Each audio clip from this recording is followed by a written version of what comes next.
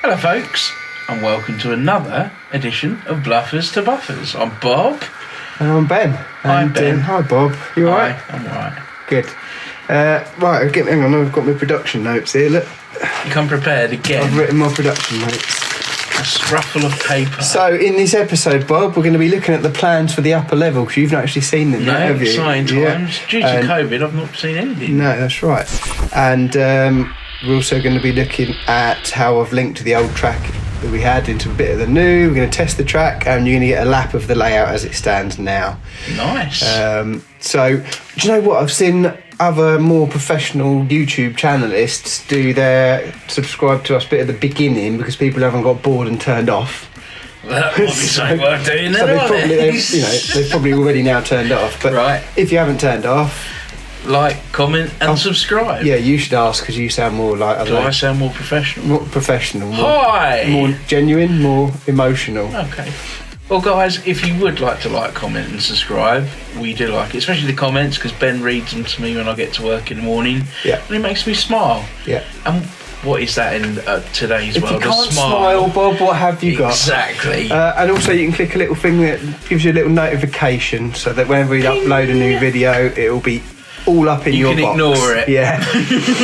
So anyway, let's get cracking with this one, look, Bobby. Yes. First and foremost, you're going to get to look at the plans for the upper level, or the actual layout in its entirety. So here we go, let's delve into it. Brilliant. So here it is, Bobby. Excellent. Seamless, that, wasn't it? It was. For the benefit of the viewer, we've switched screens. Wow. So this is the upper level? Well, this is the layout in its entirety. So just for the people who are new to the channel, we're rebuilding this layout, and this, what you see here, was designed by Mr. Steve at Neville Grove. Yeah. He does a lot of weathering, but he also does a layout design service. So I said to him, "Hey, Mr. Steve." Hey, Steve. Mister. I'm forever in a perpetual loop of building and taking apart a layout. I need someone that knows something about railways to design me and layout.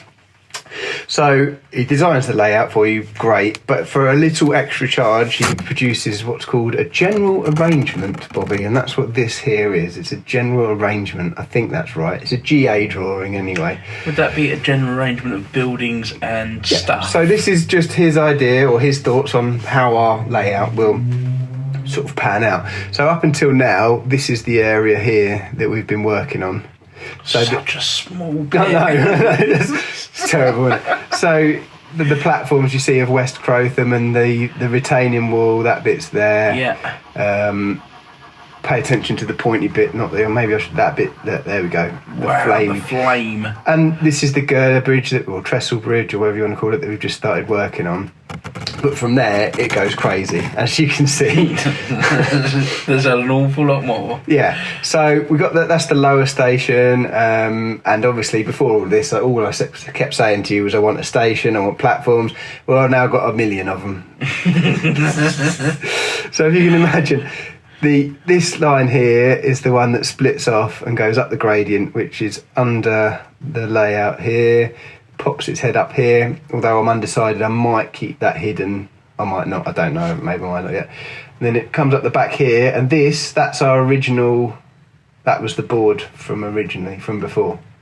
So, right, yeah. You know, if you've watched all our older videos, that's our little yard area. That's the yard area, and if you imagine, for the sake of the shed, this is about where I put the scrap yard, about here. Right. Gotcha. So the trains can come up here, and then the idea was that you got a terminus here where you could have a shuttle that's literally running up and down from platform to platform, or you can transfer from the lower level up to the top here. A Y or Y-shaped arrangement there. Couple more terminuses here, long platforms for the long trains, and then turntable and basically a sort of a coaling stage, etc. over this side. It also features, I showed you had the reversing loop down the bottom. We've now got 2 on the top as well, so you can come up, essentially turn the whole train around and then go back down the gradient again to the lower level and into the storage yards. So there's a hell of a lot of work ahead of us, as I'm sure you can agree. Yeah. What do you think? Don't get scared now. Mate. So tentatively, my plan is to carry on concentrating on this side, although this bit here there's about 4 or 5 different levels of terrain. Can I ask you something? Because I'm getting a little confused. Go on, yeah. You put your pointer where the station is, where we've been going. Yep. That obviously goes under the board, does it? Yes, is it completely under all the time? Everything you've seen so far is underneath that. Right, okay. Apart from this little bit here. Is that little bit for that station? That lower level, yeah. Oh, Essentially, right, okay. The bit I've done so far is storage yards. So you can have formations, trains ready, assembled. So a loco, 6, 8, 10 carriages. Wow, there is a lot to do. Yeah. So, like I say, I'm going to concentrate, I think, on this bit first, since we've started here. Yeah. This area is going to be quite complicated because it's... if you imagine this is going to be going uphill, little tiny bridge goes over the canal to this level of houses. They then rise up slightly here, and this is railway arches. Yeah, cool. So that's on a higher level to that. You've also got the railway going over the canal. So the houses that are nearest that corner, is that a drop down to a house? There is a drop down, sort of probably the height of So that's sort of a road in and out again. There, yeah. Yeah, cool. So what's that, shops in the corner maybe? It can be whatever we want it to be, yeah. Wicked. Yeah. So, yeah, got our canal. We want to have a canal. This could be like a factory yard. This bit here, which is on the board, is also going to be another sort of yard going on. So we've got plenty of scope. And in terms of construction, I'm just going to work my way into it. As you'll see in this video, we've got an upper loop in position now, so I'm going to get both the upper loops going and then sort of build inwards as time goes on. So at least we've got operational. Keep it interesting. They're quite large stations, so you can have a proper rate going on there. Yeah, it's massive. I mean, yeah. As I think you'll agree, quite a project, but it's going to be awesome. And Steve's been great. I've been badgering him throughout for little ideas and what have you, and he hasn't lost his patience once. At least not really. At least not outwardly.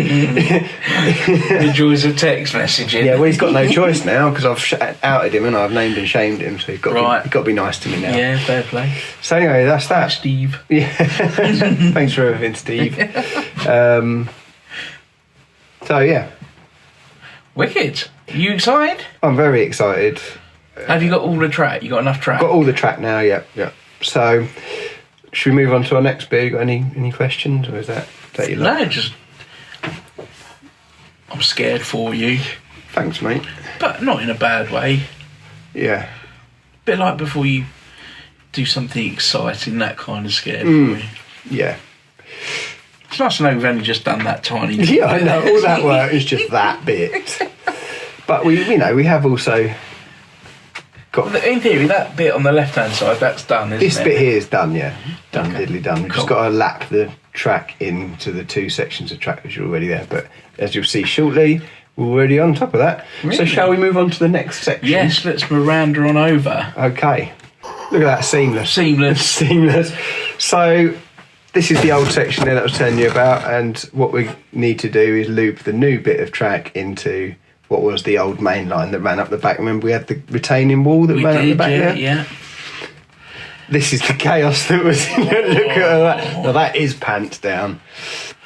As before, my kind of working on the principle that I'm getting the point work, the turnouts in the position based on the the big bits of paper that we've seen.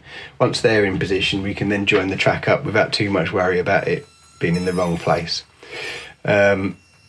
I've started using the Dremel a lot more.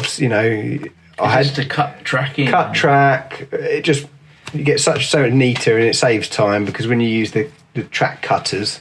Yeah. It leaves a burr on the bottom of the track, and whereas this just mint.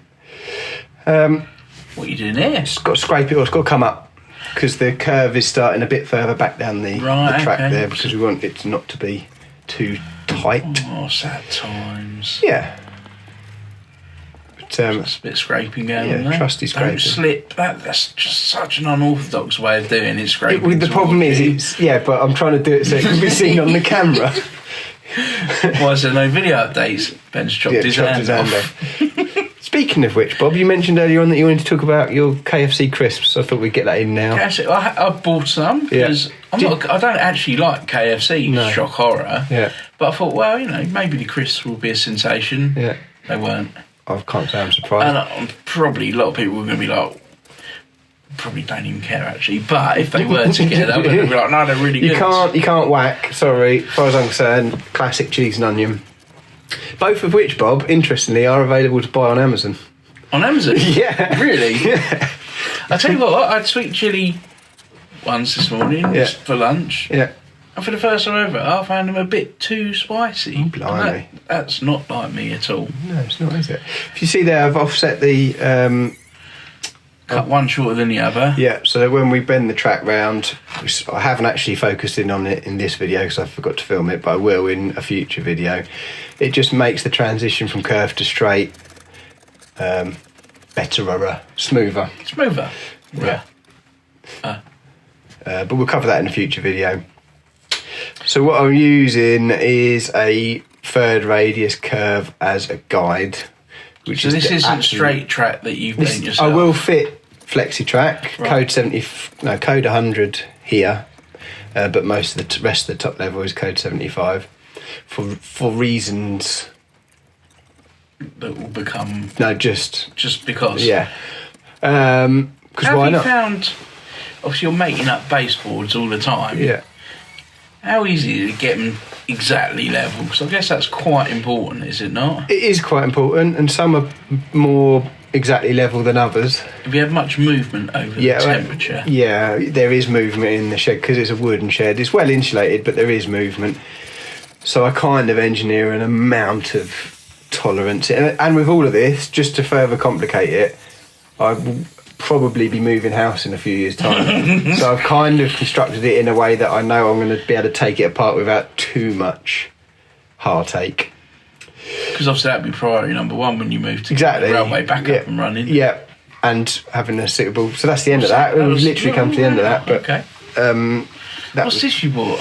So before I commit to installing any point motors, I like to test the track thoroughly because, you need to fine-tune where the track's going to go. And what I've been using is these Gaugemaster Frog Juicers, frog switchers. So we've talked about the frogs and points before, haven't we? Where the V bit's got to change polarity when it's... So in things like a double crossover, you got twice as much peril, Bob. Uh-oh. Now, ordinarily, the point motor, when installed, the point motor... The flux now. Yes. The point motor itself will take care of the switching of the polarity of the frog. Yeah. Which we've established.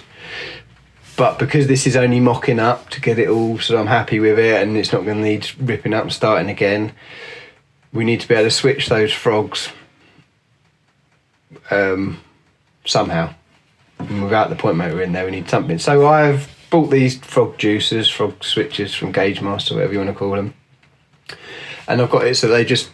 Essentially, we can plug them in, attach them to the point motors itself. And what happens is, through the genius of magic... Yeah.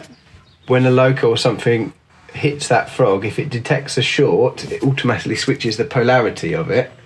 Oh, right, okay. So you haven't got to. So, when we did the scrapyard build, I did those manual switches to change the frog polarity. Well, this does it automatically without you having to worry. It all happens in an instant. So I guess as it shorts, it flicks the switch. Yeah, before it has time to sort of trip the whole thing, make it do that annoying beep. Is this a product you didn't know about back then? It is a product I didn't know about originally. I found out about it when the guy made me my crossover for the station, which we're going to use. Yeah. Because it's got 7 frog things in it. But he said to use them. And, yeah, they're... Do you just rely on them solely then? You don't have to worry about doing anything? So in this instance, you literally, they take care of it all for you. Cool. I would have to operate the points manually, but I haven't got to scratch my head wondering whether the polarity of the the frog is correct. So a great little thing, and I think they're only the price that I've put on the screen now, £. Oh, that's not bad. No, I know, isn't it? And I think you can buy them from Amazon as well. All right.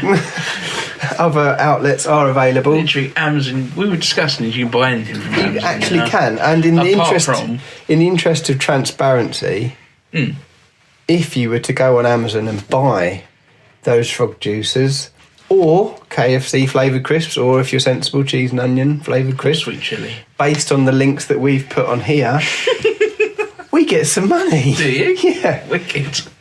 Which will help to the creation of this. So just, bear that in mind, folks. Yeah, think of us. What have we become? I can't believe terrible. This. Do you know how much we've earned out of that so far? Go on. 32p. Really? Yeah. It's 32p we didn't have before. But we don't actually have that. Amazon still have it. Wow. Yeah. That's a conversation all on its own, isn't it? How to monetise things. Monetise things? Monetise. Mulligan-tyre. Oh, Mulligan-Tony soup, is it? Oh dear. Anyway, we digress. What I should have done was sped this up, but I know... Yeah, exactly. There's no point in, hiding it. No. What I haven't done is sped this up because I know how much you enjoy seeing me solder bits of wire, and you particularly like the flux nail. There's no flux nail action. I've fluxed. Yeah, but not with the nail. No, you might be right there. So, and as per normal, to be helpful in this video, viewers, you haven't got to solder droppers onto the crossovers because they come with droppers on them already. I've added extensions just so that I can route the wire in how I see fit. And of course we've gone black to the back as before. Now you've seen me use green wire for the frogs. So I've kept with the same what's the word I'm looking for? Same principles, so we know the green wire is for the frogs at all times. I'm just soldering these extensions on. Someone actually has mentioned on here, well, I'd be shortening them rather than lengthening them, which is a fair comment, but if you've got that extra wire, you can tidy the wire in as you see fit. That's my reasoning. I'm sticking flux nail. Flux nail. That's my reasoning, and I'm sticking to it. And actually, as it panned out, after I've made this video and something we'll cover in the next video, I've since decided that I want to be able to switch the upper loop between DC and DCC because it's a DCC layout. But I want to be able to run my old locomotives that haven't been chipped, with the old twiddly. You just can't run them on a DCC layout. It's alternating current versus direct current. Oh, right, okay. So I'm sure the one way round you can do it. I think you can run, I don't know, I'm not going to say it because I might sound silly, but I think you can run one at any one time, but it's not good for it. Right. So what I'm doing in the next episode, I haven't managed to shoehorn it into this one, is I've changed the wiring on the upper level so I can now, with the flick of a switch, run DC locos on it without doing any damage to anything. Nice. Back to the old school. Yeah, and I've got so many things that I've bought for 20 quid sitting in boxes that I can't use because they haven't got a chip in them. Apparently, if you spend 20 quid lots of times, it still only comes to 20 quid. It's amazing, isn't it? I don't know how that maths works, I know, but it does. It's crazy. It's absolutely crazy. I have the option to run all of my fleet around the upper levels, but I still have the DCC stuff around and the bottom. Brilliant. Bit of flexibility there, and I'm glad I kind of reached that decision before I got too far into the build of the upper level because it might not have been quite so simple. So, where are we at now? We're going to point. Pointing. So that wire controls that frog. So it's going to, and that wire controls that frog. Just something to remember when we're underneath. As the pointer switch, it changes the polarity there, as previously discussed, Bobby. If the loco is coming from the bottom track, it needs to be a different polarity than if it's coming from the top track. And enter stage right. Pair of frog juicers pre-wired by me. And they're real easy to wire up. You literally connect the green wires or the frog wires to one part of it, and a red and a black to the other, which go into your main track power bus. So the same feed that you take your point motor feed from, that you take your dropper wire feed from for anything. And the idea being, the reason I do it like that is I know that once I'm happy with the track, I can literally unplug the juicers and put the point motors in, and the wiring is exactly the same. It's literally plug and play. I mean, you could, if you were operating your points with just an old-fashioned motor without the ability to change the polarity, you'd leave those juicers in and they'd do it for you. Right, cool. I've just, because I'm using the DCC Concepts ones, they do the switching of the polarity. But these mean you can just operate and have a normal switch and it'll do that for you. It's an electronic way of doing, like you were saying, when you did your uncle's layout and you pop the old... Yeah, that was literally, you just buzz it and that clicks the switch over. So all that wiring, just to note, is temporary, just to get it. I know you better than that. Don't worry. I know you're like. I just feel like I need to clarify it. And Did also, you put actually, a cable tie around it. Keep I did. Yeah, lovely. You'll spot there handy little things, but I can't remember what they're called. Are they the sticky back things? No. It'll come to me in a minute. So this thing is now clicking in, doing Yeah, its so thing. just showing you how... So that's coming from the lower baseboard up onto the upper main loop. I haven't done anything. That's how it's come up. So obviously, the frog closest to you is going to be set for polarity. It's going to be set to be the lower rail, and the frog furthest away is going to be set to be the lower rail as well. But we don't want that because we're going to have a loco coming in from this bottom track. So that frog furthest away from us now needs to be the polarity of the upper rail rather than what it was before the lower rail. And all it's done, the loco goes over it, and seamless. The flick of some magic underneath, it switches. It's just one less thing to think about. When you've got 700,000 points on the layout, it's helpful. Garages. Yep. Test garage. There you go. Yeah. And now for a treat, Bobby. Yeah. A real treat. You're going to go for a little ride around the layout. Wow. As it stood last weekend. So this is at West Crowtham station, the train departing platform 1. RT. Is a heavy goods train running empties, a 9F. And we're going to go underneath the boards first of all, and then we're going to hook a left up the unnamed slope to the upper level and then do a loop up the top.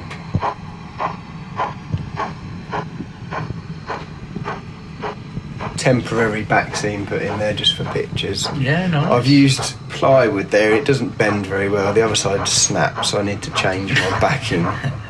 I'm not sure what to use. That fibrous board, does it bend quite well? Yeah, the fibrous board does, yeah. Not OSB, that it's actual... The stuff that doors used to be made out of. Yeah, that's in it. council houses. Exactly that. And your mate punched through it and you thought he was really hard, but actually it's just a really rubbish door. Fall through, yeah.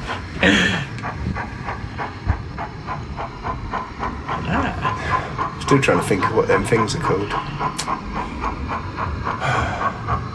Never mind. We'll talk about it next week. It's funny, it's one of these hobbies that actually encompasses lots of things. You need to do a little bit of joinery, electrics. Oh, yeah. You have to be creative. Just to interrupt you, you'll note that I have tidied up the wires there underneath the old baseboard. And you've used those sticky back things I was talking about. Yeah, very nice. 10 points. Thanks. So all that work that I've done previously, most of it you can't see. It's just there, so you can keep stuff out of boxes, which is handy because there's a lot of boxes. I don't know about other people watching this, but you buy all these locos, you keep them in a box, put them on a shelf. You get said loco out, put it on your layout. Now you've got a box. You can't throw away the box. You can't throw the box away. So you've now got twice as much space taken up because you've got a loco on the track and an empty box to find a home for. I've got boxes of empty boxes. Shelves, innit? You need plenty of shelves. Yeah, don't. So it's very dark, isn't it? I have to do that in the edit. But here we go, we're about to pop out the tunnel. Nice. I'm pretty sure I remember going around my uncle's as a nipper. Yeah. And the spare room was just full. Yeah. Model train boxes. Yeah. So here we go, we're about to pop a left up the gradient, the to be named gradient. We open up the old imaginary regulators, so she's got the legs to go out there. Cunningly edited out is the bit where it catches the blind pull. Because as you can see, there's wires and stuff everywhere. Well, because it's not just, it still has to function as like an office sometimes. And so it's still a little bit of compromise. We're still underneath. Oh, that's tight there, isn't it? That's fine. Don't worry about that. There's a bridge there, look. So we're going up, just past now. the window. The window? Yeah. You can see the cord catching, seamless edit. It's out of the way, and then maybe a little cheeky little hand pops in a minute, but we don't need that. Look at that. So now we're coming up behind the yard. There's the carriage we did last week, the week before last. There's a little one I'm working on secretly. There's the flying Jocko. That's all the I did for you then. It's in the box, don't worry. Thrown away, is it? No, because I thought what we'd do is we'll get the scrapyard out again in the summer and carry on with that as well, because there's never enough to do. Now we're just over that. Yeah, just over that crossover there that we were just talking about, past the rubbing alcohol and the goose fat. It wouldn't be good if it did a little wheel spin then. Yes. So now we're in the up layer, are we? We're in the upper layer, yeah. Coming around the... Funny looking things, aren't they? Those 9S. You really like them, I don't do you? now, yeah. There's lots of gap. Going over the bridge. Tried to put in some super elevation on these curves so it leans as it goes round the corner. Brilliant.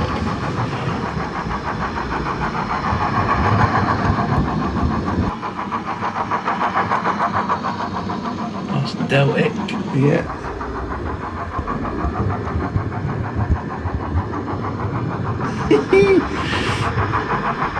That's the new picture. These carriages have been weathered by Steve. We'll show you them in a future episode. Like a heritage style again, so shiny but dirty. Yeah, nice. Now we're coming around that new bit of track that I laid around the back of the shed. Hello, pretty. Yeah, that's cool. You're trying to get arty now, aren't you? Well, you got to be, ain't you?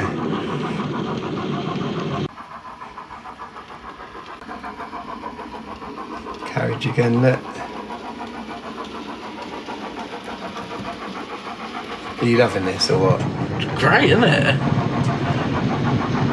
There's your little signal that you love so much. Now where are we going? Through your new point bits? Yeah, that's now done a whole lap up the top. Wow. And that's kind of where we are now. This weekend I'm just going to tidy up because as you can see it's absolute chaos. Pots of many. Yeah. I'll do you and have a pot watch update next time as well because I know you're worried. And yeah, that's the upper level, Bob. What was your lap time? Can we do didn't that? count because I quick clipped the apex too far. I went off track. Could we? I suppose we could do that. Of course you could. This could be a new little segment. Oh, brilliant. So yeah, that's kind with of a reasonably priced model railway. It's definitely not reasonably priced. This one, I can tell you. Cheap at 20 quid. Yeah, well, yeah, definitely. So yeah, that's where we're at. So I think we're going to have a look in a second at do our little YouTube channel plug. This time I think it tied in nicely. We give Steve a shout with he's got his definitely Neville Grove YouTube channel. Guys, head over and take a look. As you can see on screen, it showcases his excellent work with his sort of oily rag look, as it were, and all his other work as well. Plus you get to see loads of footage on the layout. His cinema photography is beautiful. Isn't Yeah, it? yeah. So basically, you're saying it's better than mine. That's fine. But he also sets it to, which I think sets it apart from anything else. Actual real life audio sound. Yes, yeah. Not DCC sound, but actual the sound of. And you can watch them forever. It's just proper and real good. And that's what it's all about, isn't it? Yeah, it's kind of what we love, like you said, the cinematography, the photography of it all. So get over, check out Steve's work on Liverpool Grove, fantastic YouTube channel. And that's it from us. I think that's it. We haven't even got to do the subs bit because we've already done it. All right. But you can say it again. Like, comment, subscribe, notification, bing, bing, bing. Thanks for everything. That's it then, is it? Yeah, I think so, mate. All right, well, thanks for watching, folks. Yeah, and thanks, we'll everyone. see you on the next edition. See you next time. Bye. Bye. Bye. What are you having for tea tonight, then? Leftover Chinese, I think. Oh, nice. You? Nothing.